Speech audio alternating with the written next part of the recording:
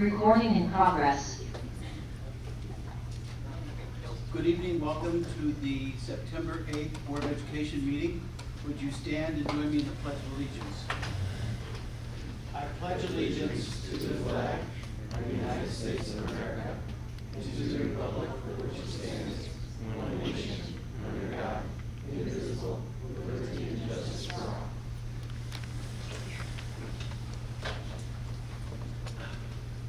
We're glad everyone could join us this evening.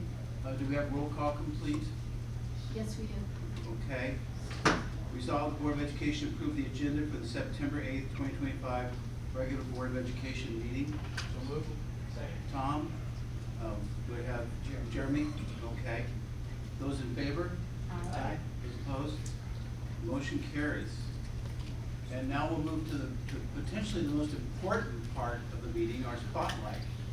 And Dr. DeBarbery and Mr. Miller will do that.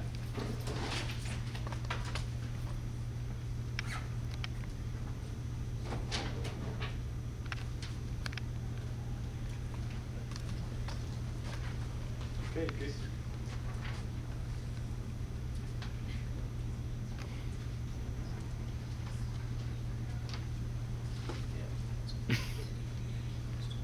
All right, good evening. So we're excited this evening to recognize two of our students and two staff members. We're going to first begin with our students for Miss Junior High School USA 2025. If Christina DeCaro, come on up.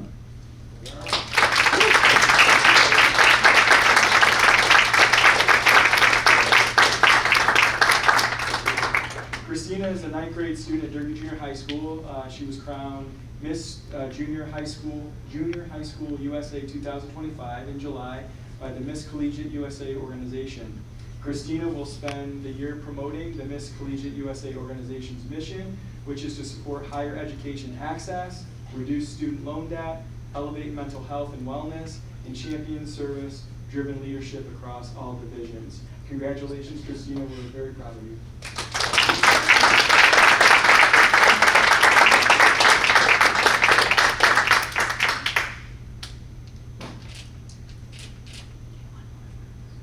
You gotta be used to all the pictures. Parents, if you want to take a picture, come on up front. You're welcome to. How did you know? We have to post ourselves as well.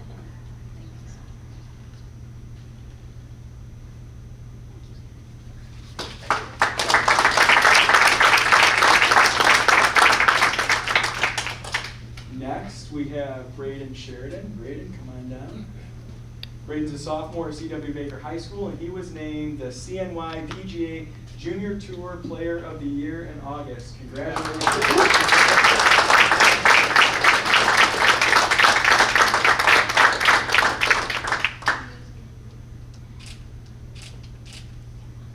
Again, come on up, take a picture.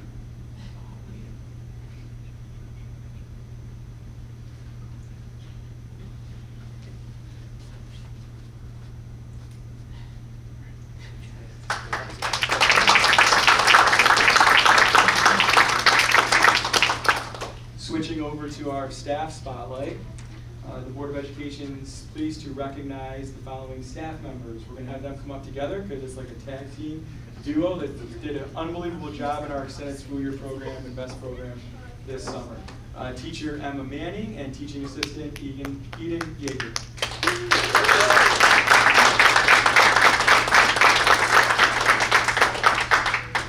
To provide a little background, Emma is a special education teacher in our extended school year summer program. She was nominated by our Assistant Superintendent for Student Services, Carrie Lamacchia. Here's an excerpt from her nomination. Emma exemplifies what it means to go above and beyond for students, families, and staff. Her unwavering dedication to the success and well-being of every student is evident in everything she does. Emma is always the first to step up when a student need arises, especially outside of the typical school day. She never hesitates to offer her support, no matter the time or the situation. She is someone you can always count on, reliable, compassionate, and tireless in her commitment. This summer, Emma was a true champion for students, providing vital support and encouragement throughout the extended school year program. Whether it's planning meaningful school-wide activities like a handprint banner to promote belonging, organizing Spirit Week costumes to spark joy, or designing staff t-shirts to spread positivity, Emma brings a creative energy that uplifts everyone around her. She makes it a priority to plan and share joyful moments, taking fun pictures and celebrating everyday wins, to remind both students and staff that school is a place of connection, growth, and happiness. Her consistent smile, welcoming greetings, and upbeat presence make her a cornerstone of the school community.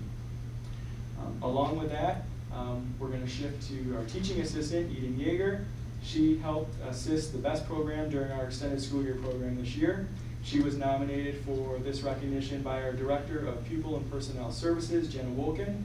Ms. Wolken oversees the extended school year program, and here's an excerpt from her nomination. Eden consistently goes above and beyond for her students, but this summer she demonstrated exceptional advocacy and dedication. She truly knows her students, both their strengths and their needs, and always prioritizes their safety and happiness. Eden even took time out of her personal life to come in and advocate for a student multiple times this summer, which speaks volumes about her commitment. We are so grateful to have her as part of our team. Thank you to Eden and Emma for your outstanding work this summer. You are both phenomenal educators, and your dedication to our student embodies the spirit of this recognition. Congratulations.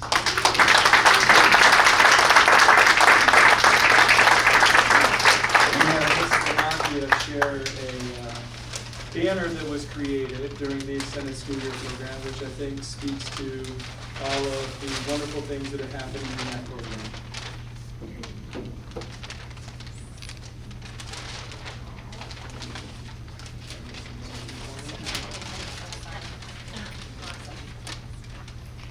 All right, guys. This is perfect. Okay, don't move though.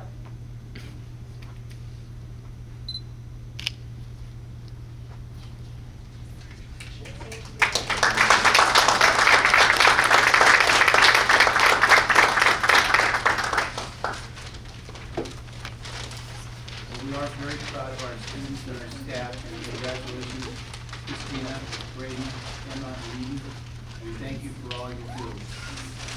So, with that said, we will get into the business part of our meeting, so if you have other things to do, we might excuse you at this point. Okay? Next, we have correspondence, board activities, and committee reports. Anything in the past we want to talk about? There was a board retreat on August 25th, I think that was well received, a good discussion. If there's any additional thoughts on that, or a good learning experience, I think. Okay, great. And Megan, good to have you there. It was a great opportunity. We talked for a while and I learned some new things that I enjoyed. Okay, wonderful. Then first day went very well, and I believe school's off to a good start. Dr. Barbary, good evening. We did, just before this, have a facilities meeting and do a tour of construction at Durkee and at Baker. And Wayne, I think you were going to report on that? Sure.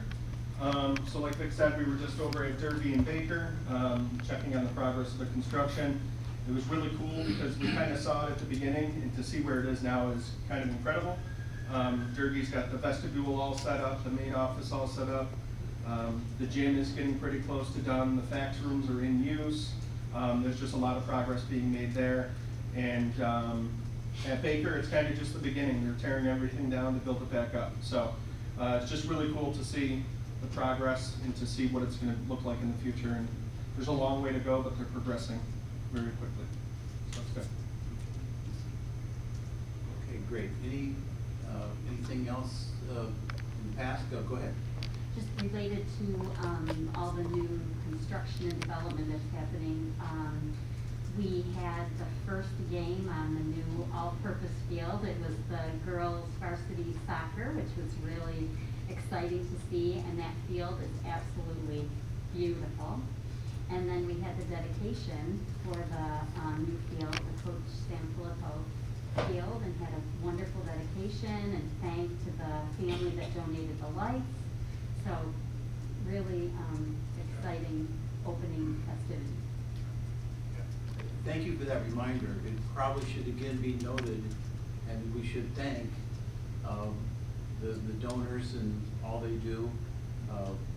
You want to say a couple Yeah, words? no, just we can't thank Joe and Amy Casper and Chris Nolan for their very generous donation. I think I mentioned before, to the tune of approximately $225,000 for new lights at the Carl Sanfilippo Field at Pelcher Carroll Stadium. Those are the same lights that are on our new multi-purpose field. So they just look great and they work well, and we can't thank them enough for their very generous donation. So the lights on our field will be the same lights that we used at the World Cup soccer. They're probably upgraded from lighting on maybe half of the NFL stadiums. And this is just not a gift. They are going to bring in kids to have hands-on experience, and as Dr. Barbary noted earlier or at another time, that this will be a real opportunity for kids to have on-hand, brand-new, state-of-the-art technical experience. So anyway. So I will add one more thing. So we had, as Christy mentioned, the first event was a girls' soccer game. The first evening event was this past Friday, and it was boys soccer, and it was cool to see the fan reactions to the lights on the new field, because you can control from your device. And so I was standing there at halftime, and the teams were off to the side, and I was next to our stadium coordinator, and all of a sudden we just hit a button on our phone, and it turned to just all red lights. And you could hear people oohing and eyeing, and it was a pretty cool thing. So it definitely changes the atmosphere, and we're excited about that for our athletic programs and our marching band program. It is very exciting, although there may be a discussion about taking Joe's phone away sometime too. I was just gonna say that, yeah, you might have a little too much fun. So upcoming next Monday is the first community cafe of the year, and it's exciting because it's on parent involvement, right? Yes, parent involvement, and because I have another commitment that evening with my family, Carrie and Renee and Danielle are gonna lead those efforts. I'll try to get there for a portion of that, but we're hoping for a good turnout to talk about how parents can be more involved and help us solve problems and create solutions as we move forward. Anybody else, anything we might have missed, or anybody want to talk about, anything else? Okay, so we now will hear from Megan, your student report. I don't know, not too much school, so I'm not sure how much you got to report. I actually have quite a lot, but just from before the end of the summer at school. Right before summer ended, we had our first SAC meeting, which is all of our student leaders at Baker that meet with all the principal staff, and that was the same night as sophomore orientation, which was very exciting. We had so many sophomores, and all of them with all their parents, which is exciting for new parent involvement at Baker. We also had senior breakfast on the first day for seniors and senior sunrise on Friday, which was very exciting, especially as a senior. I'm very excited about that. I've noticed some stress for students just while in construction, and everything's just new. It's just gonna take some adjustment, and change is good, so I think it'll be good. Our first football game had good turnout. I went and I enjoyed it, and I thought it was nice. And I think everyone is very excited about the renaming of the field. We also had class meetings today for code of conduct, and that gave me an opportunity to speak with all the different classes about who I am and what I'm doing at the board, which was very exciting. And then we also have an upcoming homecoming dance for the first time, which everyone's very excited about, just because homecoming and the name of it and the dance is very exciting. Great, thank you. And you're going to get to go to some more training on the 17th. Yeah. Put on by the New York School Boards, which is great. Okay, wonderful. Well, it sounds like your board mentors, you have a very good relationship, so that's great. Thank you. Okay. Next, we do really enjoy and welcome hearing from the public. We do try to limit those talks to about 3 minutes, just in the interest of time. Do we have any requests to speak, Tiffany? No, we do not. Okay, thank you. We'll move on then to the consent agenda. Resolve, the Board of Education approve the consent agenda pursuant to the attached. Wayne? Christie? Okay. Obviously, instructional has a few things. I don't know that there's any questions. The one thing I would say, I know there's a lot of budget transfers. Is that as a result of the year-end closing? That's a result of shifting of positions between buildings based on student needs, most of it. Yeah, I'm sorry. So, just as a point of information, the New York State requires that each building have specific salary information for that individual. So if we have a teacher shift from one building to another building, that requires a budget transfer to get that proper salary over. And probably requires a budget transfer to the old building to get whoever goes in there. So it does result in a lot of paperwork for Tiffany and her staff. Okay. So it is based on financial transparency reporting, and ultimately, everything's within the budget as we've made these transfers. So what was presented to the public, everything is still within line and what we anticipated. Okay. Any other questions? I don't think there's anything unique in here, is there?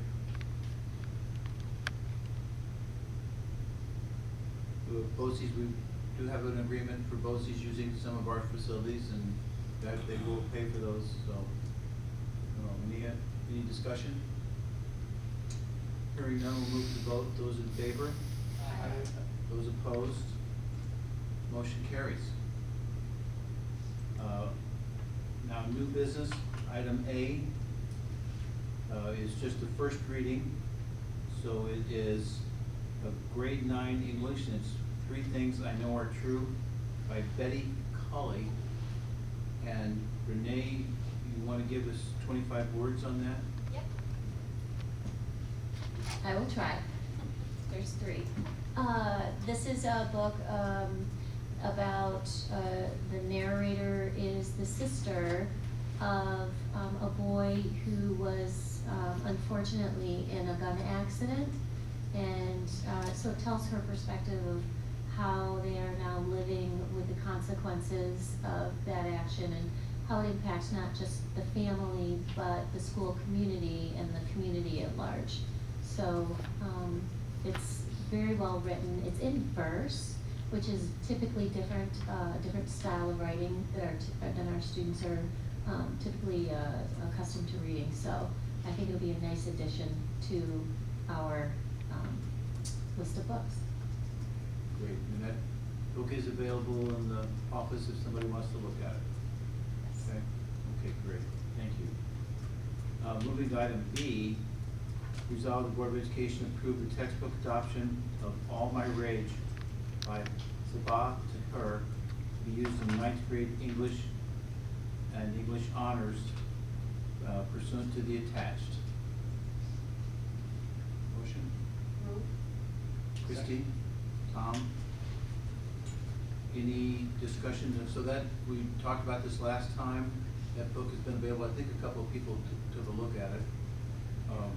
Any thoughts or discussion on that? Okay. I have Oh, some sorry, Don, did you have a discussion. comment? Imagine that. Sorry, Andy. So, I'm just, I've read this, I don't know if everybody's read it, never had a chance to. I'm taking this book and the last several that have come before the board, sort of as a group, and it's starting to kind of feel very political to me in a lot of the choices for the texts that so far we've approved. I haven't seen one that I would not say parents are gonna find controversial, and this one's included. There's a lot you can say about this. and I don't know if everybody's read it, but I found a summary from somebody who likes this book. Social Justice Books, which is a project of teaching for change. I'll just give you just part of their summary. They call it powerful contemporary young adult novel. Is rife with anger and grief and the ongoing price of the American dream for immigrant families. This narrative is a homage to the predecessors who painstakingly worked to carve out a smoother way for their descendants, and a critique on the ways in which systematic oppression and societal discrimination work to keep generations of immigrants from reaching that dream. They give a little just summary of the content, and you know, if you read it, you've already got that. Even a skim of that will help. I'll skip down just a little bit past the contents of the author. They say the author sheds light on the unshakable U.S. class system and the myriad ways that society works to ensure social mobility is nearly unachievable for those at the bottom of the pyramid. Tahir, the author, presents the layers of trauma suffered by these teens in the book, including sexual assault, physical abuse, racism, religious discrimination, and more, to underscore how, despite those challenges, it was already predetermined where they belonged in society. The author is careful not to excuse the act of drug dealing, but rather she humanizes the experience and reveals how the justice system fails to protect and hear the stories of youth like Sal and Noor, who are the main characters. The text ends with a message on the significance of forgiveness, necessity to bide one's time, and the mission to still rise despite the forces of repression.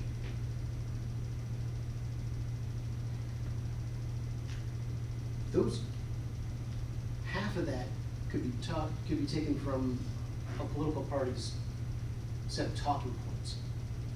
And that's why I say this is starting to sound, it's starting to get really political in my mind, this list of texts that we're going through.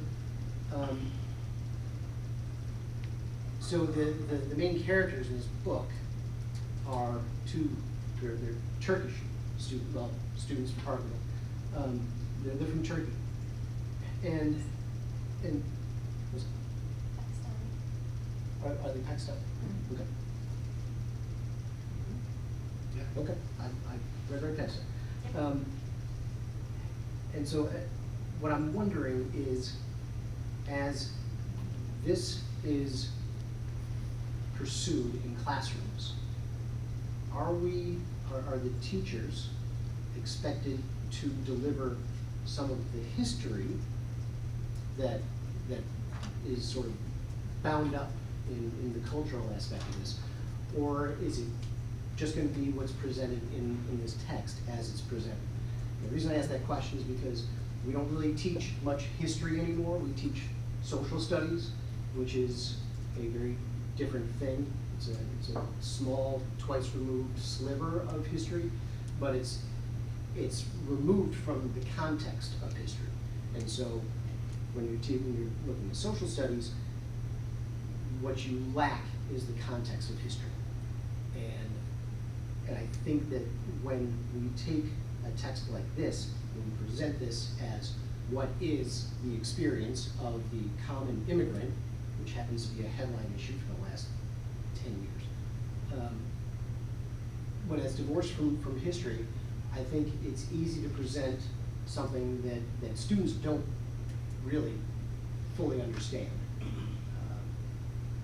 I think there may be people on the board whose families are recent immigrants. My wife is an immigrant. She's actually an immigrant. She came on a fiancé visa and she said yes, so that was great. But my grandparents were immigrants. One first generation for them, and their stories are not this at all. And I'm not sure that their type of story gets told in our classrooms anymore. I haven't heard anything about it. I haven't seen a textbook, and I'm pulling on my experience from the last 10, 15 years of setting up new schools. I haven't seen a a decent textbook written that has sort of a traditional immigrant story in it. One of the things that's discussed in here, the last thing that they say is that this text can be raised in a unit on immigration. How might first-generation immigrants and those who come after them be affected by carrying the dreams of those who have come before them, and what does the American dream really mean? It can also be raised in a unit on the criminal justice system. What kind of advocates are there for minorities, and on what basis should consequences be delineated? Well, of course, we have answers to those things, consequences by law, delineated by what a governing legislature has to say about it. And I would, in terms of what kind of advocates are there for minorities, and that this is in the context of defense in this text, I would defer probably to Jeremy Kelly, since he's a defense attorney. I think Jeremy's pretty good lawyer.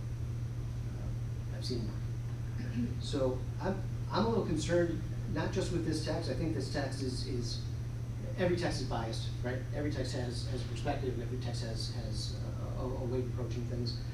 I'm just not seeing, again, the same argument we've heard from before. I'm not seeing the other side to any of this being presented to this board.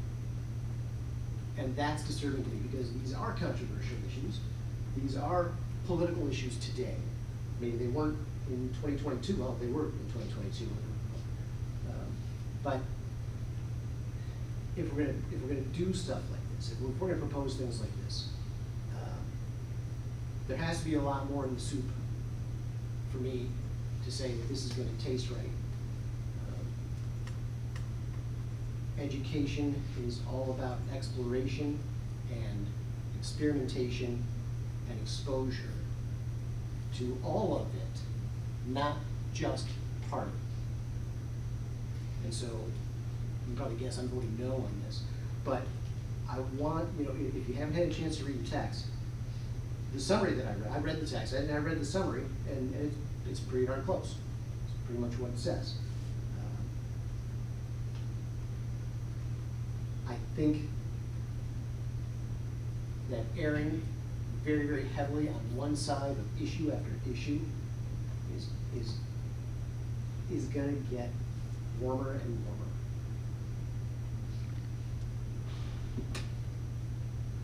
Okay, thank you.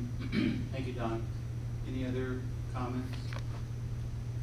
I do understand that education is to present ideas, and as long as these kids don't think these ideas are ironclad and know there's differences and different opinions to seek out, hopefully that will do that. So I talked for 2 minutes, so you can talk for 2 minutes, okay? 2 minutes. I'll speak for as long as it takes, Mr. President. Thank you. Because I didn't realize this was going to be a formal debate. But yeah, so when a teacher says so, Not a debate. No, It's okay. an opinion. I express my opinion just like you expressed yours. My opinion is when a teacher says so, student takes it to the bank for the most part, especially ninth graders. This isn't proposed for 11th and 12th grade classes. It's proposed for ninth grade and ninth grade honors. And I completely agree with you, except for the fact that I'm only seeing one side on any of these issues. That's fundamentally the problem. If we've got both sides, all three sides, all five sides, fantastic, that's fine. I don't have a problem with that. But I'm not seeing that, and I don't think anybody else can honestly say we are either. I guess I would just say, I haven't read this, I just looked at the summary myself. Again, I have no problem with this book, but I do want to affirm what Don's saying. There was a time, I know, after the big Virginia stuff that happened, that a lot of school districts came out and said, we don't teach critical theory in our high schools. We don't teach critical race theory. After the two last books that we've had before us, there's no way we can say that here in this district. Especially the last book. We do. And the whole classes, that's what it is. The intersectionality and gender class. This one is too. So it is that perspective, which is fine. if I don't happen to agree with the theory and the structural inequality arguments. I hope our students are hearing, but I haven't seen that book here. And we approve all the books. I haven't seen it. So I kind of, again, like the criticism of public education is that they're getting inundated with a more left liberal leaning idea of these things. I don't want that to bear out here all the time, and it is, just to be honest. So I would love us to not say that.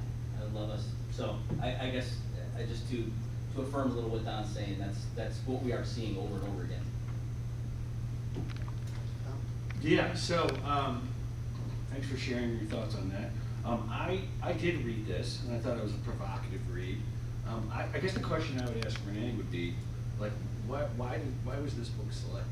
Because obviously this is a professional decision made by highly qualified educators from our district. So I'm curious as to why they chose this particular.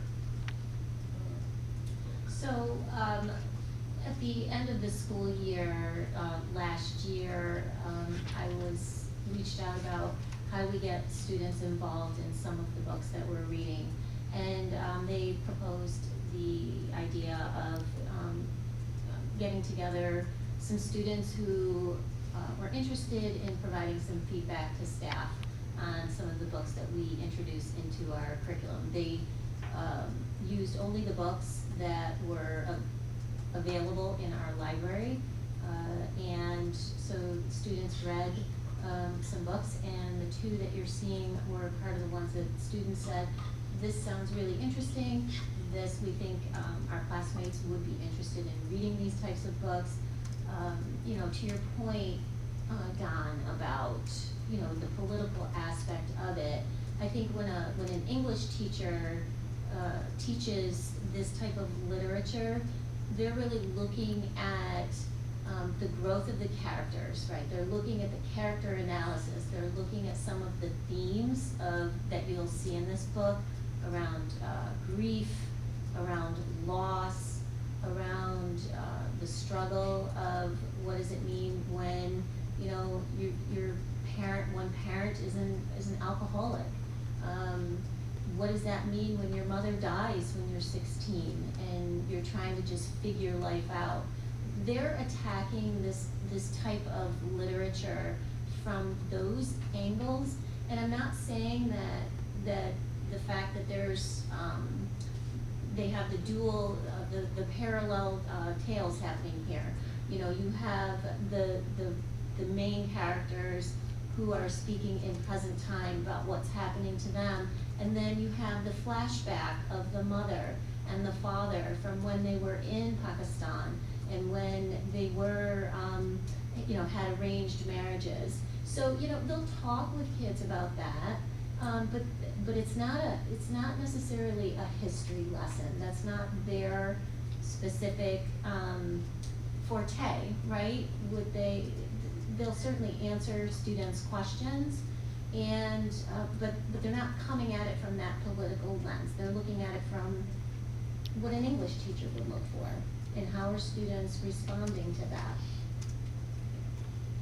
So I'm sorry, just to finish up to Tom, to your point, some of these books that were being proposed actually came from student suggestions, and teachers were also looking at what are the experiences based on our mission and our vision as a district, providing more diverse texts for our students to engage with, and they were looking at those things that we have asked them to do over the last 10 years in diversifying our selection of reading materials. Thank you, Renee. So a couple more things. First off, the document that you provided that was filled out, I found very helpful because it does structure the different themes that are connected to this particular text. Like I think you said grief and loss, family dynamics, intergenerational trauma, cultural identity and assimilation. And it talks about character development and narrative structure and literary devices, which are all things I think that the students should be relating to in all of the different things that they read, right? And then my other thought is this, or two other thoughts. One, I don't know, I agree that these are new books that that have been brought for us to approve or not approve. I don't know what else is being read in the classes, and so I don't feel comfortable saying that this is the only type of text that students are being exposed to, because I don't really know what is already there. So I think that is an important sort of component to bring into this discussion. And then last but not least, what you're saying about this being political, Don, I suppose if you had educators that weren't savvy, it could be that. But I trust our educators to make decisions so that if things are becoming political, that they make sure that either, first off, doesn't happen, or if it does, they deal with it in the moment. And so while I think you certainly could use any text to reinforce a political agenda or viewpoint, I trust that our teachers wouldn't allow that to happen. And so that's what I would say about that. So, I just want to make sure I understand that it was this, by student choice that these were selected, not necessarily by our professional teachers, which was the original premise of the question. But, Sorry. So how did that work? So they asked students, teachers selected the texts, right, themselves first, and then shared them with students for reading purposes and said, out of these texts, which ones do you think have the broadest appeal? What do you think students would be interested in reading? So teachers didn't ask the kids to bring the books to them. The teachers looked at the books first. Thanks for clarifying, I didn't Yeah. understand that at all. Yeah. Um, And I'm sorry, Tom, just so you know, and the board knows, we do have a list of all the texts that have been approved for our courses that are on our curriculum and instruction website. So you could go and see all of the texts that are available for our students that have been approved and that, for each grade level. And just to give some other, I'll use some examples, I just pulled that up. So, Of Mice and Men, Romeo and Juliet, Speak, All American Boys, The Good Earth, Secret Life of Bees, A Separate Peace, Anthem, The Black Pearl, Pilgrim's Wilderness, Ethan Frome, The Perfect Storm, and I can go on, The Hunger Games. Those are all texts that have been board approved over the last, many years that are still active within our text libraries for our ninth grade ELA instruction. Sure. One more thing, I wanted to make sure that the board and the public also recognizes the fact too, and it speaks to the fact that, I think no matter what, Renee mentioned, our teachers are approaching it from a literature perspective as opposed to, historical perspective. That's not their expertise. But they also recognize the fact that as conversations come up within the classroom, and there are potentially issues that might be viewed as controversial in someone's eyes as opposed to someone else's eyes, they have a responsibility and obligation based on board policy 8330 to make sure that they're providing an impartial and objective discussion about whatever it is that's happening within that classroom. So that is the piece that the teachers are responsible for when an issue comes up. And you can bet that there are a variety of political perspectives that students walk into the classroom with based on their family experiences and backgrounds and just what they believe. And so teachers have to navigate that. And if this text prompts a student one way or the other to bring up a conversation during the class, our staff have an obligation and a responsibility based on policy to provide a impartial and objective, viewpoint on the class discussion. So that is something that happens, and we teach kids to navigate discrepancies and their beliefs and their opinions in ways through those discussions. So I think that's also about debate and having the proper skills to succeed in in our world moving forward out of high school, and so that's something that we try to teach. It's not a matter of who's right or who's wrong, it's about how we can have a civil conversation about something that we may not agree on. Yeah, I agree, Joe, and I would just take note too that, I guess maybe if I'm just expressing some concern, the concern comes from when I see us addressing the specific, the books you listed are great, but when I've seen us address the specific controversial issues of race, gender, and ethnicity, there's fundamental presuppositions that people come to those discussions with. And what I'm seeing in terms of what we're teaching comes from one area of those presuppositions and ideas about systematic racism, some clearly socioeconomic leanings in terms of the way these things are discussed, at least from the last couple of books that we saw in regards to these issues. And again, I know wonderful people who believe different things about these issues. I guess when we're addressing these specific topics, I'm not seeing anything from other perspectives on that. Maybe sensitive to it because I have particular opinions about it, you know. So, and I'm gonna be honest, that's not surprising in the world of education. I think it does have a particular bent and lean, and I just think it would be nice. I'm just speaking to maybe take care of that, to take care in that, not take care of it, and take a look at, yeah, because these are big topics. And to Don's point, when teachers speak and assume these presuppositions, it is very forming. I spend as a parent a lot of time sitting at the dinner table with my kid because I want them in these schools, and I have these conversations, and I'm often saying, what'd your 8th grade social studies teacher tell you? You know what I mean? Like, I had 2 graduates and a senior, you know what I mean? So I'm having those conversations as a more obviously conservative leaning guy. You know what I mean? I'm having those conversations with my kids because they're being formed from particular, and of course anyone who's teaching is gonna come from a perspective. I'm just saying, as I see books come through on these issues, it's all from one perspective. I guess, I don't, the horse is dead, dismount, I'm sorry. But No, yes and no. But I want to finish a point that Jeremy started, which is one I was going to make, and hang on. And the point is this: the book is not the problem. I'm not opposed to this book, and I want to make sure everybody understands that.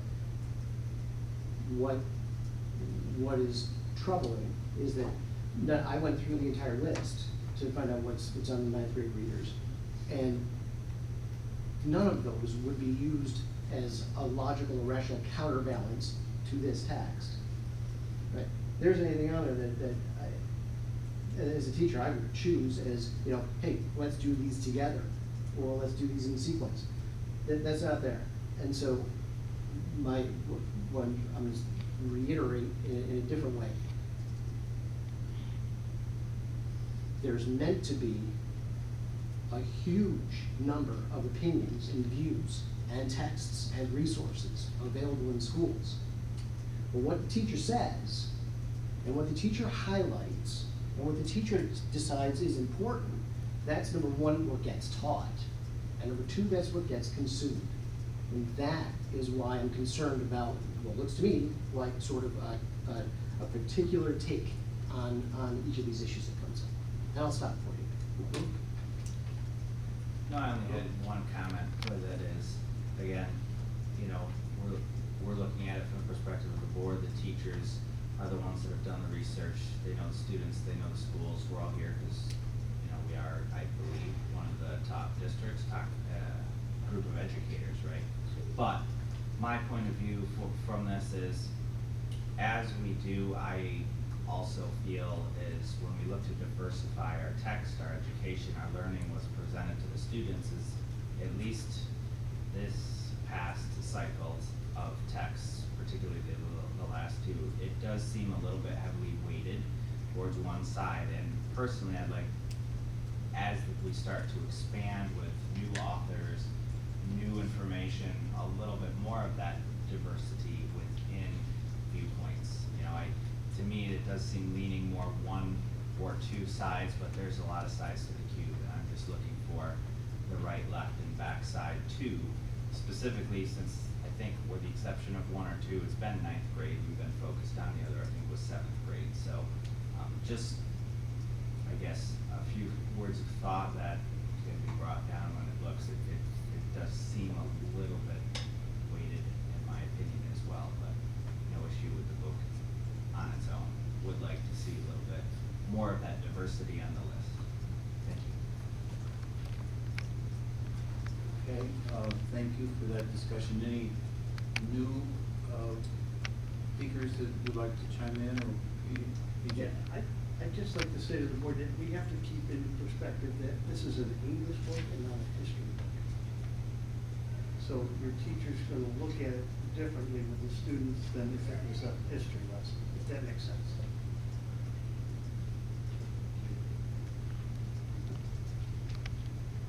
Okay. Other points of view, new points of view? Okay, I think we will proceed to vote then. Do we want to do a show of hands on this, just in case? No? Okay, let's do a show of hands. All those in favor? All those, okay, those opposed? No. Okay, fair enough. No motion carries, but thank you for a good open discussion. Thank you. Moving on to C.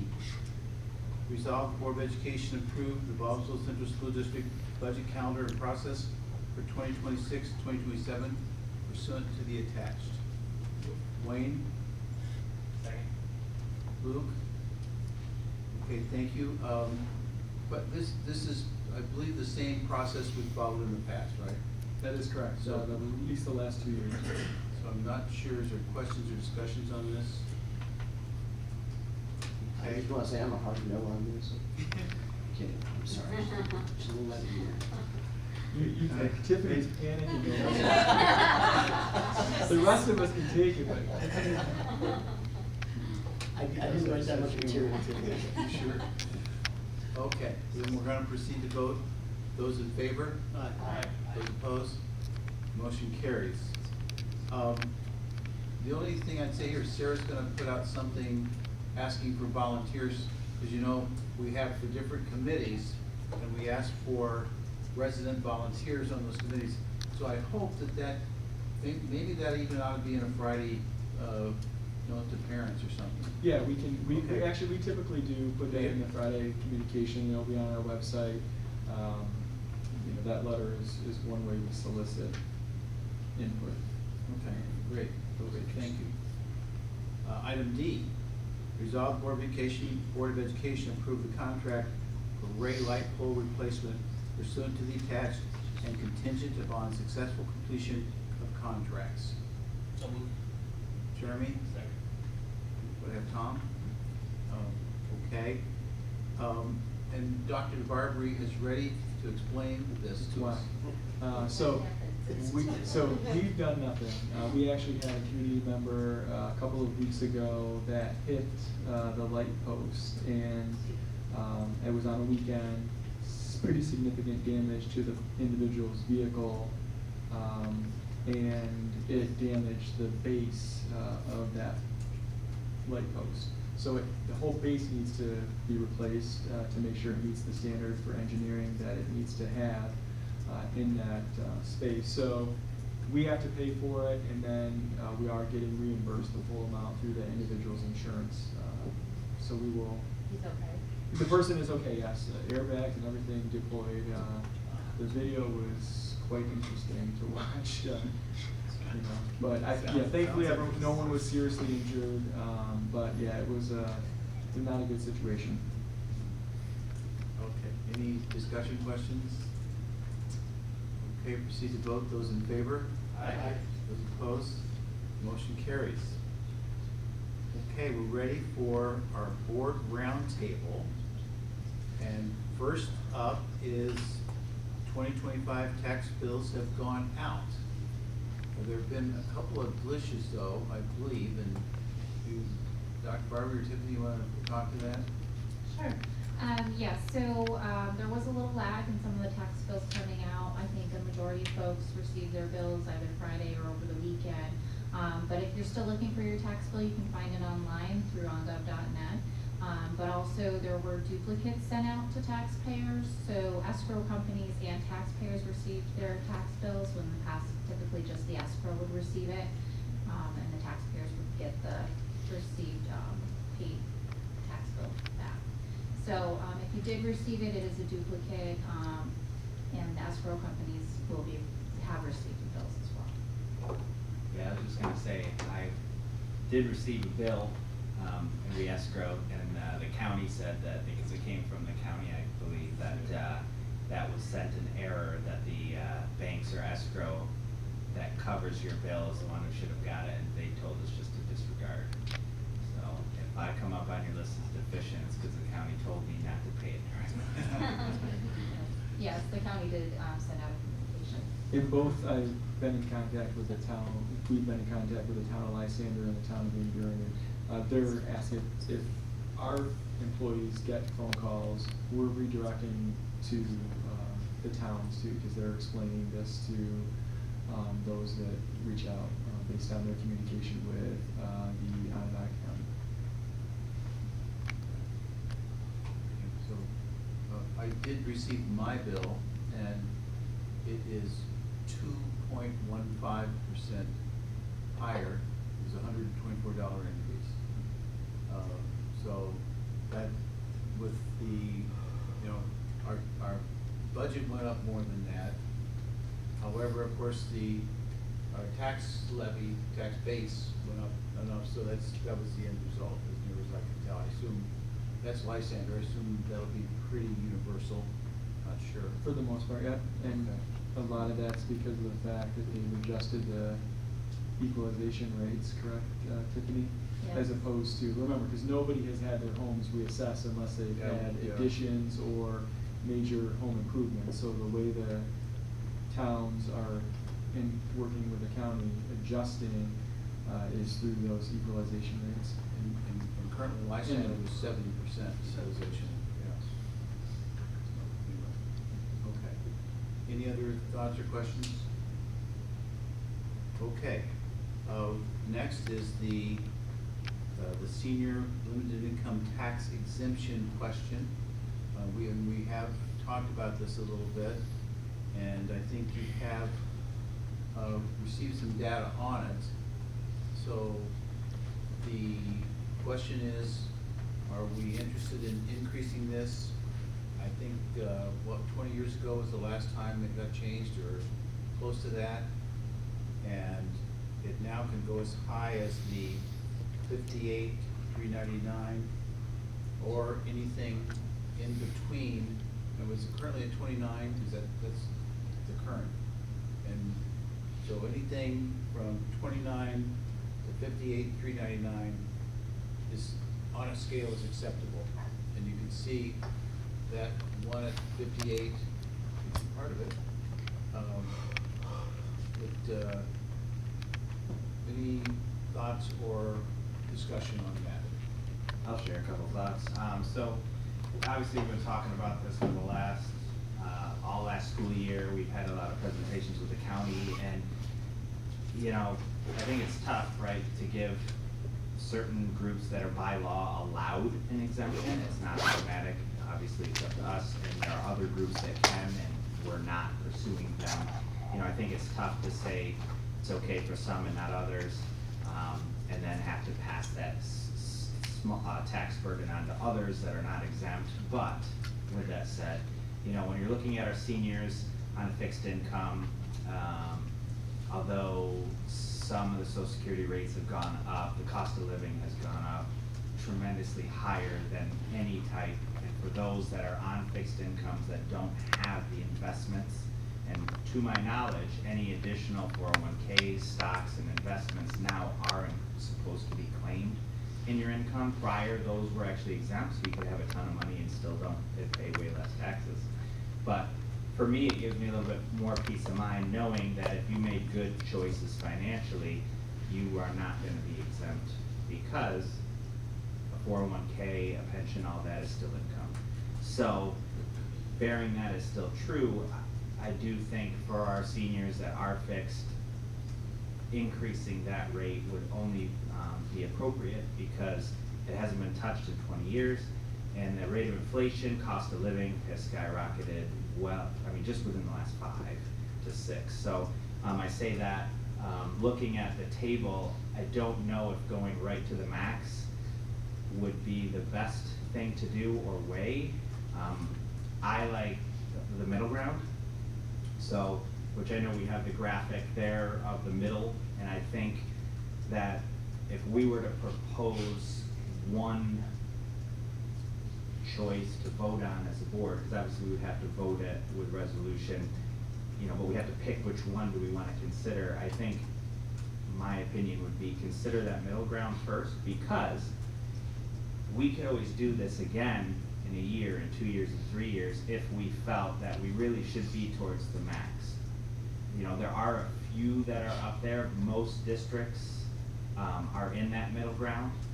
Again, not all, some are up at the max, but most of them are in the middle ground. And if our community, our tax base, if we feel that maybe we need to go up there, we always can. So I look at that, what we decide in the next month or two is always able to be changed. Obviously, it wouldn't be helpful for the tax assessor for the county if we changed it frequently, but I would be in favor of proposing that middle thing, and then let's run it for a year or two and see what kind of difference that makes, not only to those seniors that are getting a little bit of a break, but to the rest of our taxpayers that will go up that little extra smidge of a percent to cover the difference. And we had when we discussed this last, we had mentioned, obviously, because the rest of the community needs to eat whatever break we give. We put this as a referendum on our vote.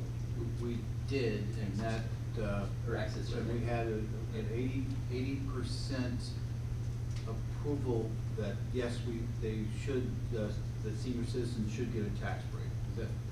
Did I properly say that? I believe so. I Yeah. can, while you're discussing, I can look that up too.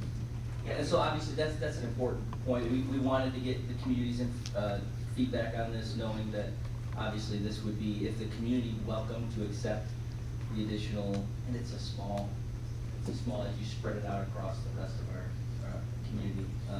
So I think that's helpful to inform us. I think we got the estimate at the max. And at the max, it was approximately $50 per 100,000 increase to the rest of the residents. That was the max. And one other thing I should have clarified before. So what we're hoping to do is get a consensus tonight, and then whatever our consensus would be put into a resolution for the October meeting. Okay, if that makes sense. If you want to do something else, we can talk about it, but that was kind of the plan. I mean, I don't know, is there a way for us to invite to that meeting, maybe public comment or feedback? We always invite that, but I mean, maybe in a particular way?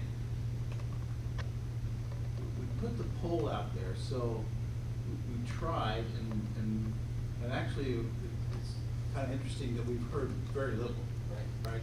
Very little. Yeah, and we actually had that presentation from the person from another county, and nobody really came to see that as well. Yeah. So, yeah. So, and everybody knows what I think about this.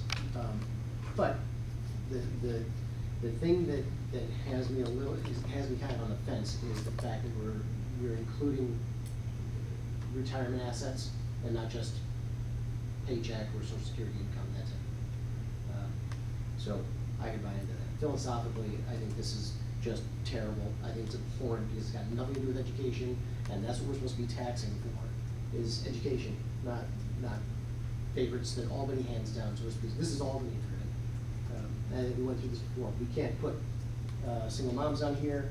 We can't put, you pick your favorite group. We can't, people with dogs with 3 legs, we can't put anybody on here we want. We have to do what Albany says, and all that does is help Albany.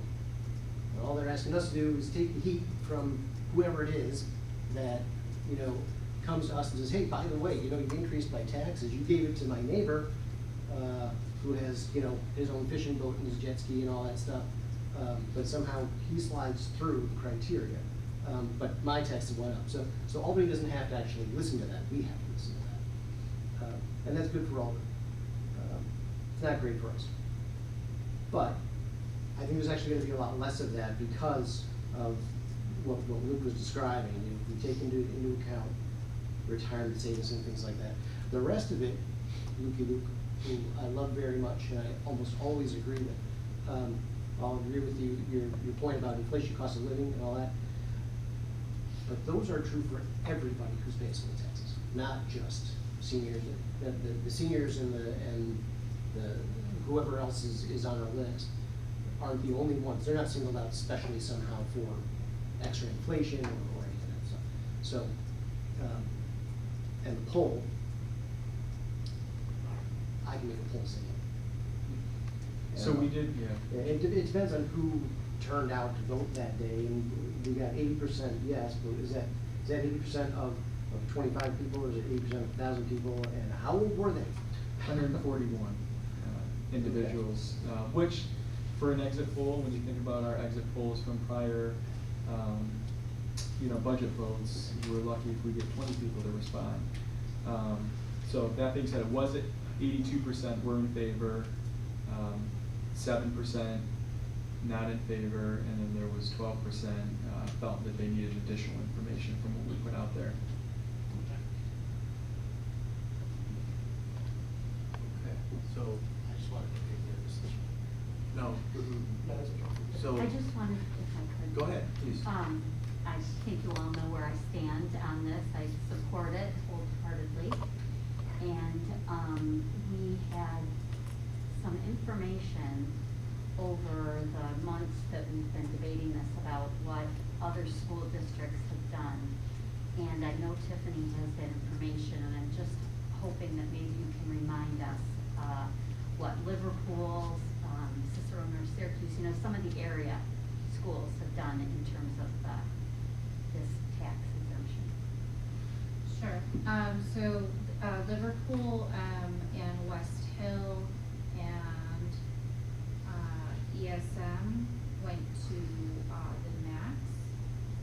West Genesee and North Syracuse went kind of middle ground.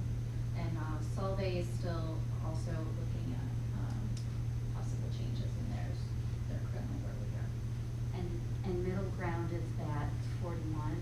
That's Yeah, fair? up to Okay. 49 with the different levels. Yeah. Okay, thanks. Yeah, Tiffany, do we know if they phased that in, or did they go automatically to either the max or halfway up? Those that went to the max, I believe, went to the max, and I think West Genesee and North Syracuse are still analyzing the impacts, So they're phasing it in? possibly. Okay, thank you. And just So real, that's, I'm sorry, go ahead. So that's another thought for us, is to phase in whatever we decide, instead of jumping, say, to 49,000 this year, maybe we do 35, 38, 42, 46 until we get there, or do whatever.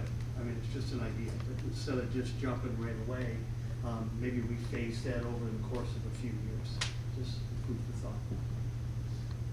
My question was just gonna be, like, what do we control on this decision here?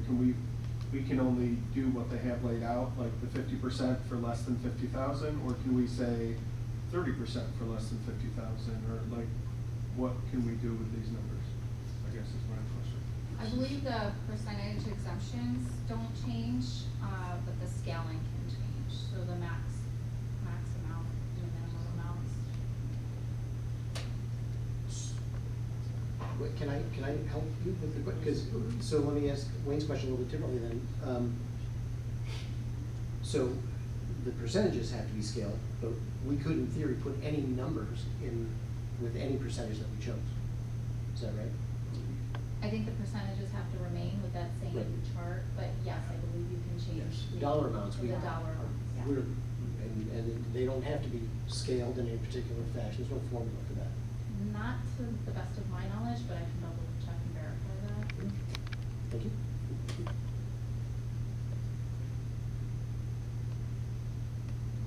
Okay, other, What's the, what's our process now? We have a couple months before we're gonna. We actually have until March 1st. So if we need discussion time, we've got it. I'm not sure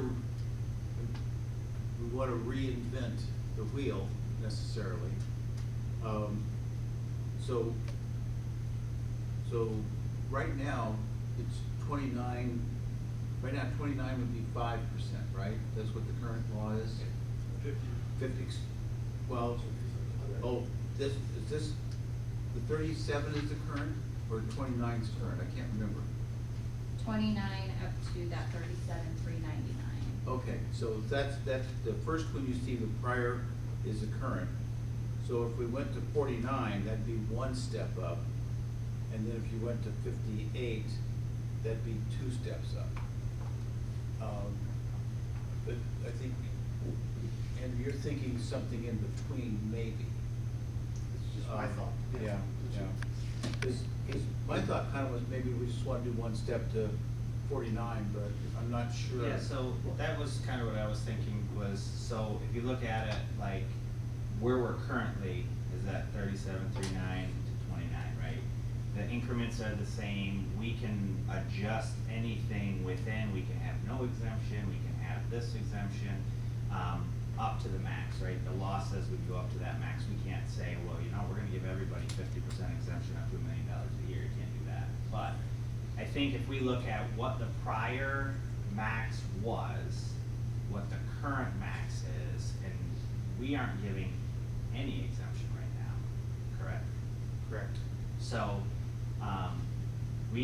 whether we actually stay, we're turning on something new that our district hasn't offered.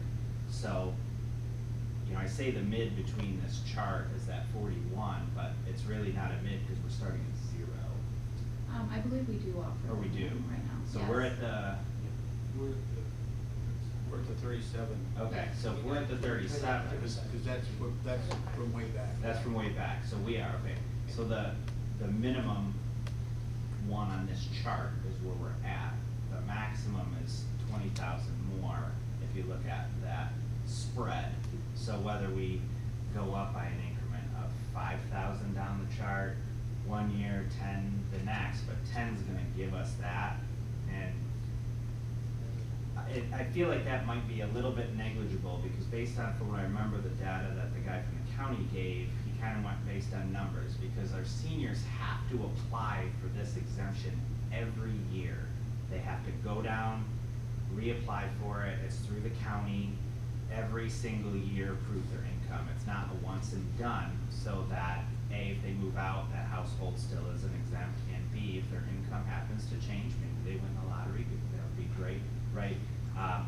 They're not gonna get that exemption. So these are folks that are working to make sure they get it. And so if we are doing that prior maximum, the current maximum, I kind of feel like doing the middle ground and then evaluating that through the county, how did this impact our taxpayers? That allows our district to give us feedback over a year or two cycle, kind of like Andy said, do it, wait a year or two. And then if we wanted to go to the max, we could, again, do it again. But I feel like if we do a little increment, it might be a little negligible and we're not gonna really get the impact we're looking for. So I think if we were gonna jump 20 to the current max, why not start at 10? And then, you know, we have more opportunity to get feedback and less of a harsher impact on those affected, the rest of the tax base. Again, that's just my 2 cents, trying to not muddy the waters and have 9 different preferences. Does that make sense? Thank you. Let me pick your brain just for a second on your idea. Is there, because I understand what you're saying, it makes perfect sense. Is there, in terms of, because you made a good point earlier, you know, cost of living is rising and all of this stuff, and that's happening on a very gradual basis. And part of the reason when Andy proposed, he tossed that idea out, and the reason I like that is because it seems like kind of a way to introduce this as an offset to an unmatched cost of living expense increase, right? So that this increase would sort of rise, you know, a little more slowly than just, you know, from 37 to 48 to 59, right? I'm wondering if ramping it up that way is worth doing.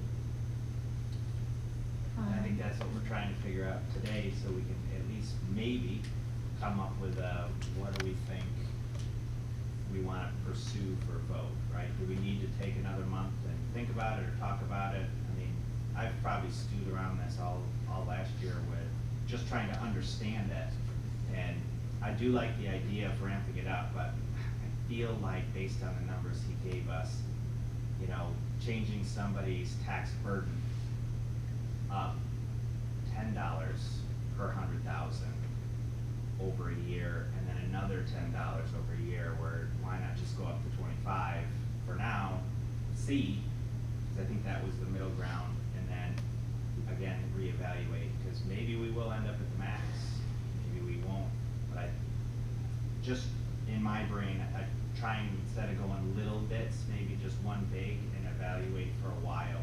Not that we were necessarily behind and we need to make a huge adjustment, but I also kind of feel for some of those that are working their tail off every year to apply for this, that if they're really hurting, like, we need to make some adjustment, I think. And all of our neighboring districts seem to have done it or are in the same process.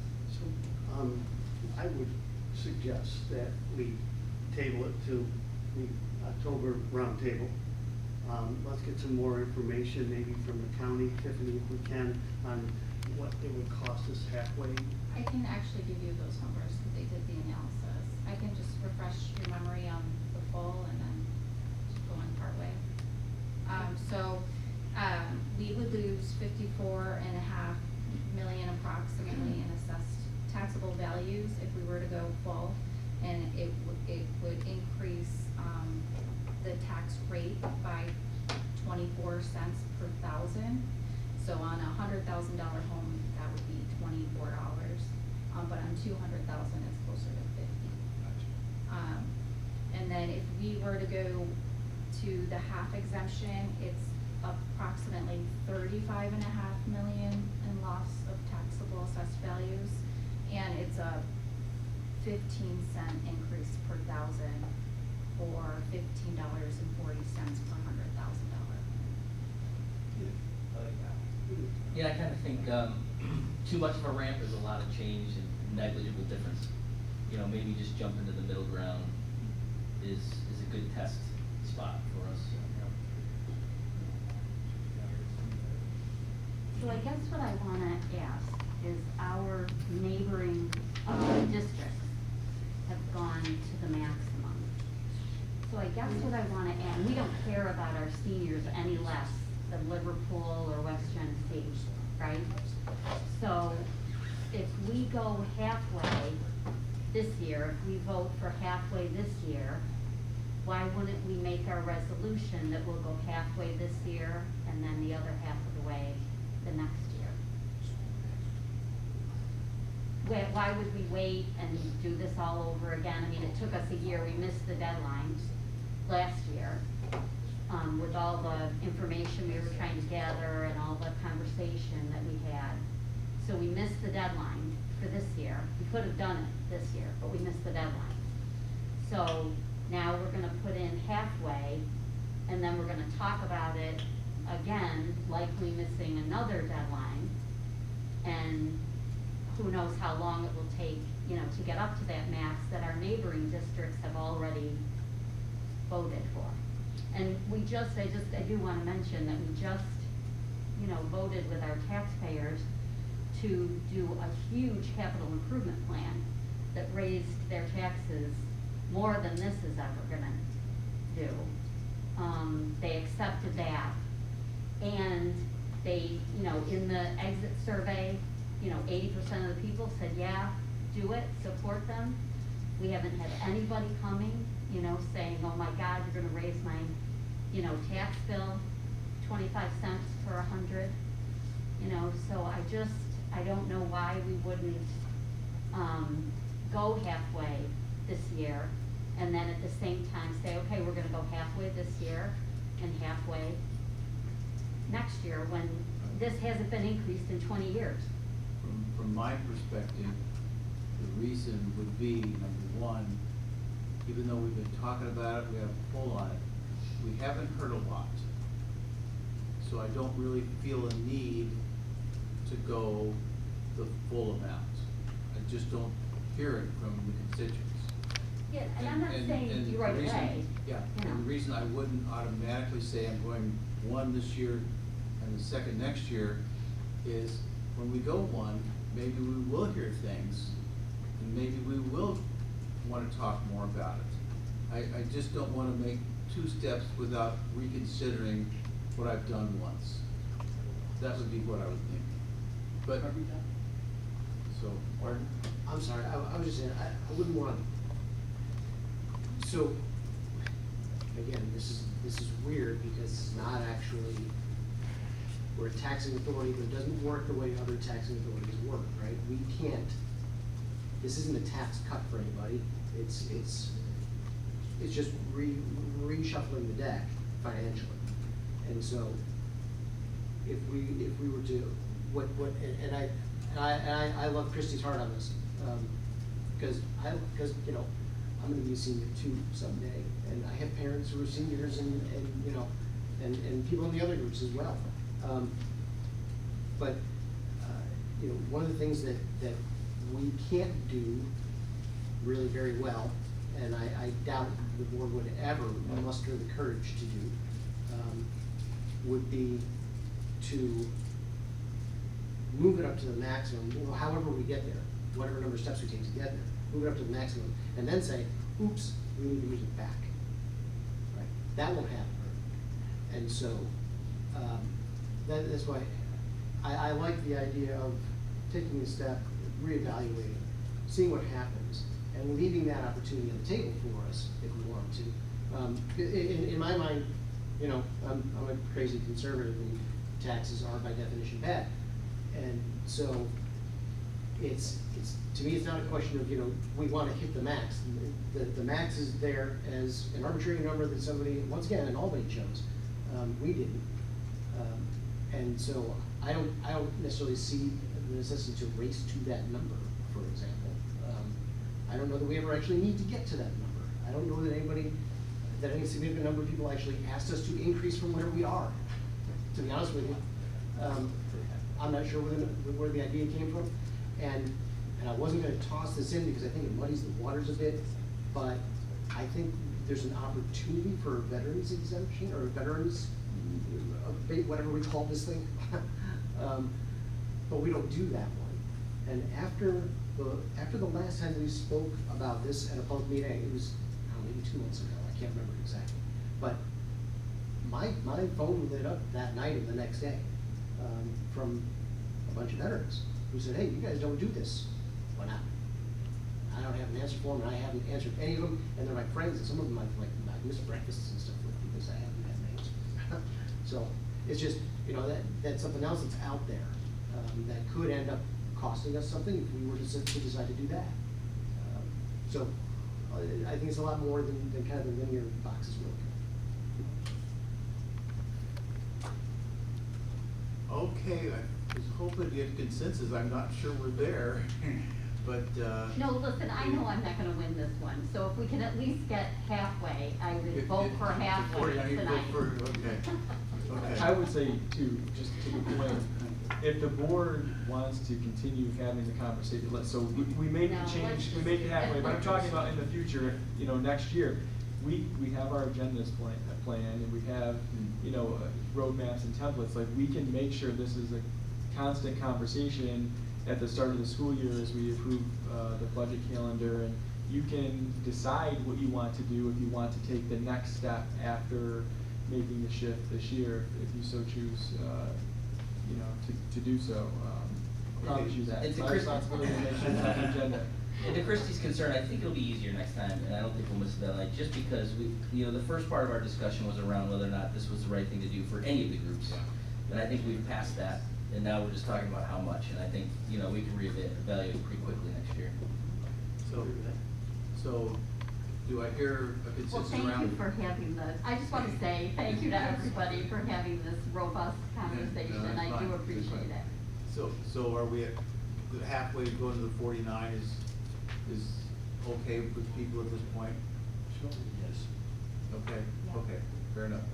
So the other comment I'll make is the veterans thing, the big question there is nobody can quantify it because they don't know how many veterans. So that is really a tough nut when you can't quantify something. Okay, but, okay, so with your permission then, we'll have a resolution for the 49 next, October 6th. Okay, okay. Now, this last board committee chairs, hopefully will be quick. But, so, remember we decided we would have chairs of the committees this year, and I believe we have consensus that Christie's gonna do audit, Luke is gonna do policy, and Sam is gonna do facilities. So I guess we can actually appoint that. So if I hearing no I just want to dissent. add just a clarifying question, and fine, I agree to it, but does that mean, the chair will run the meeting? Yes. Okay, so we'll be provided with the materials? You means two things in my mind. Number one, you're gonna talk with Dr. DeBarbery about the agenda and have an opportunity, if you wish, to make suggestions to change the agenda. And number two, you will moderate the meeting. Okay? So for audit, like Tiffany will reach out with a draft agenda to you prior to anything going out to the audit committee for your review and blessing before things get blasted out. I'll do the same with policy, and then with facilities, it'll be a joint effort between Tiffany and myself with that committee. And also that person would be the one that reports at our meetings, correct? Or would it still be whoever? The chair, well, the chair would have the option or have a committee report, I guess. Yeah, good point, good point. But it would probably be the chair's choice, I'm guessing, yeah. So, okay. So then I guess we can consider those appointments made. Yep, you as and the update. president have the Okay, ability to then- do that, so. Then let's consider those appointments done, and we can update the website. Yep. Thank you, congratulations. Thank you. Thank you. Okay. Okay, I think we're ready for the next one. Resolve Board of Education to enter into executive session for collective negotiations pursuant to the Taylor Law to discuss the BAPIS contract and to discuss matters of student discipline that would otherwise disclose confidential, personally identifiable student information.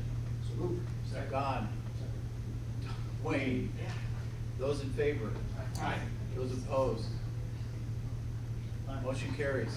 Did you vote? Renee, I'm gonna have to